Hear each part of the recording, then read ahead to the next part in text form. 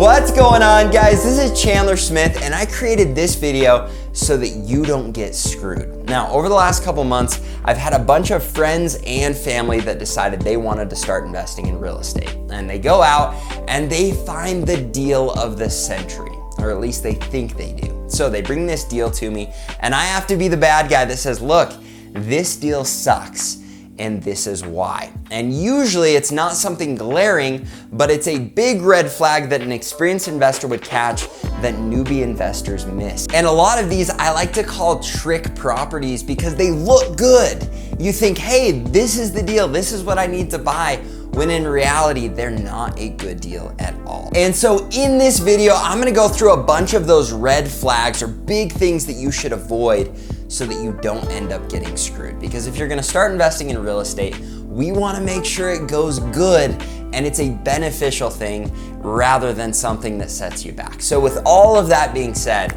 let's jump into it.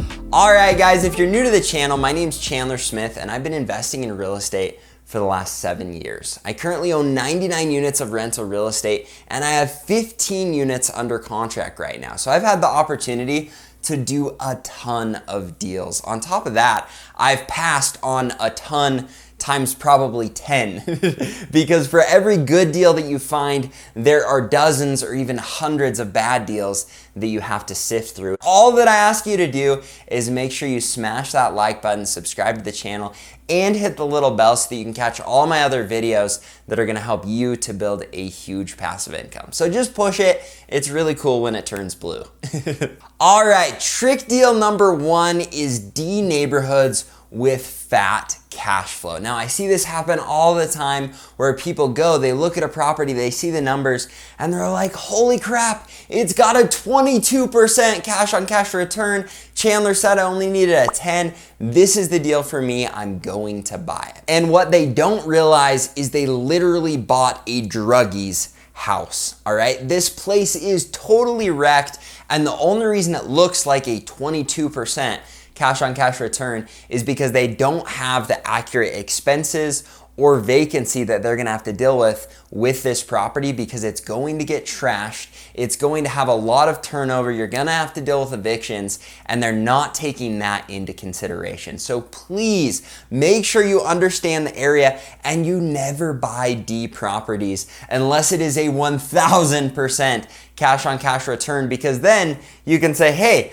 I can make up for it because I'm getting a freaking 1000% return. And so it isn't really a 1000% return, but I've got tons of wiggle room to deal with expenses, to deal with vacancy, to deal with evictions. And I've got a management company that's confident that they can deal with it so I don't have to. And even then it stresses me out because that's your name on that property and you've got to make the decision on how to manage it and when to put money into it and everything else that goes into it when you have a crappy property with crappy tenants. And so please don't buy one of these D neighborhood properties that's gonna end up being a total nightmare for you. I know that huge cash on cash return is tempting, but it's not real. And if it is real, make sure you've done the research to make sure that you know that it is real and that you understand what you're taking on if you buy it on one of those D neighborhood properties. Trick deal number two is a property that the rents have been manipulated. Now, I know this sounds super sketch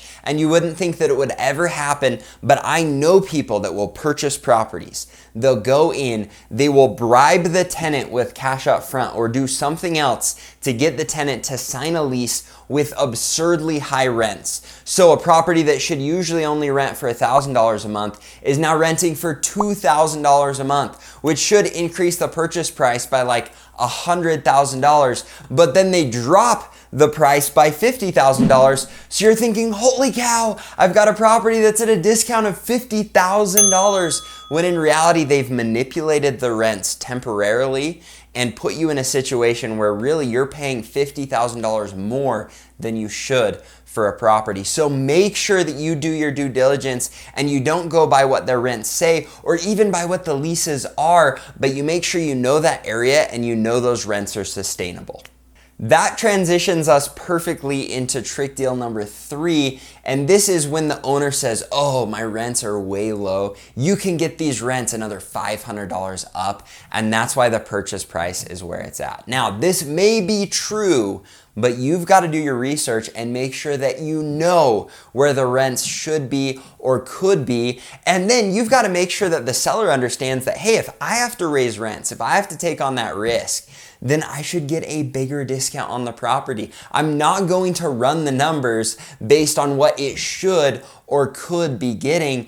And so be very careful with that. Now, I've got a deal right now on this apartment complex I'm buying where the owner has said, hey, I know this is where rents are at, but this is where they should be. And the only reason I'm willing to come to a purchase price that they're happy with, that's above what it should be based on what the rents are, is because I know not only are the rents undervalued and they should be here where they said, but they should be even higher than that. And so for me, I can make the deal make sense. But please be careful. Don't buy on what it should or could be unless you know exactly what that is and it's a great deal for you.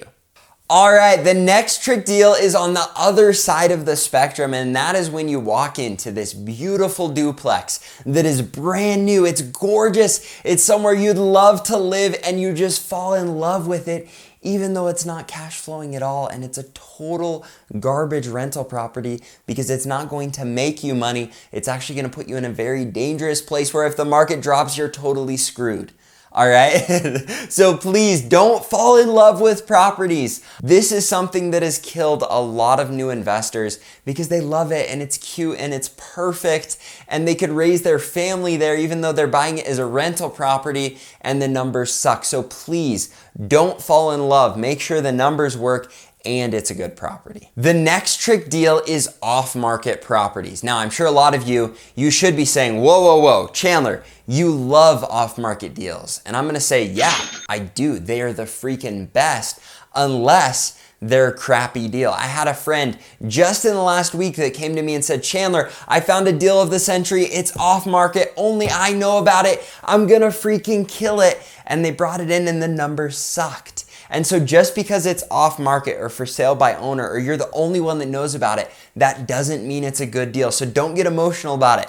Make sure that the numbers work. The next trick deal is the it's gonna be gone quick deal, all right? I see so many people, especially my sales reps that are trying to start investing in real estate, that'll call me up and they'll say, Chandler, this property's gonna be gone tomorrow. He said it's the best deal in a new neighborhood and that the properties have already gone way up and I'm buying it $50,000 under market and yada, yada, yada, yada.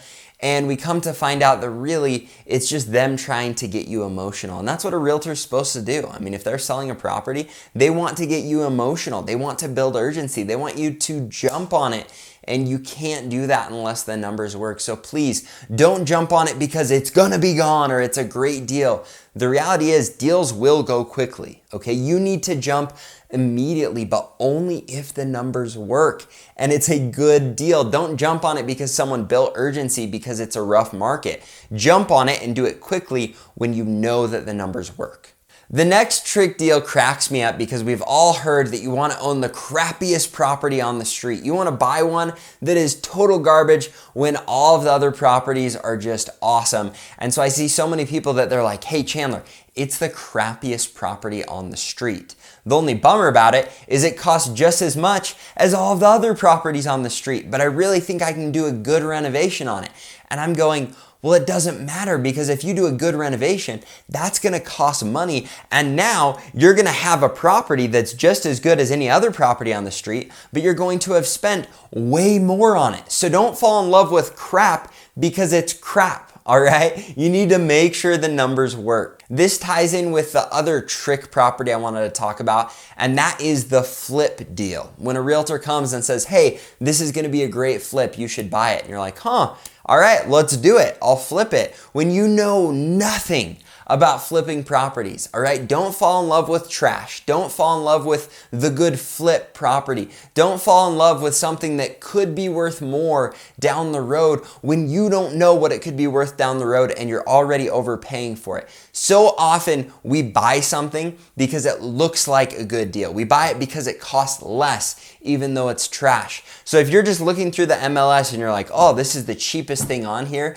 that does not mean it's going to be a good deal. It just means it's garbage and it's cheap for what your price range is, but you're probably way overpaying for it, even though it is cheap. And so don't fall for that trick of price. Make sure that the price makes sense for getting you a good return. All right, the last trick deals I wanna talk about are deals where you meet the 1% rule, or it looks like a good deal because of where the rents are compared to the purchase price, but you're in an area where taxes are absurdly high, or insurance is absurdly high, or it's got some crazy HOA fee, or you're stuck with all of the utilities and it's all electric heat in an area that's -40 all of the time, all right?